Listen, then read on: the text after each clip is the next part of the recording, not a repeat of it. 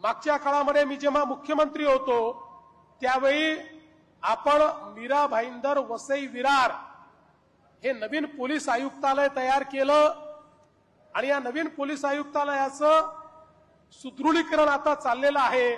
100 दिवसाच्या कार्यक्रमामध्ये या पोलीस आयुक्तालयाने अतिशय उत्तम काम केलं, त्याबद्दल आम्ही त्यांचा सत्कारही केला आणि आज या पोलीस आयुक्तालयाचे 6 वेगवेगळी कार्यालय आपण डीसीपीचं ऑफिस असेल, ट्रॅफिकचं ऑफिस असेल, भरोसा सेल असेल, अशा विविध कार्यालयांचं देखील या ठिकाणी उद्घाटन केलेलं आहे।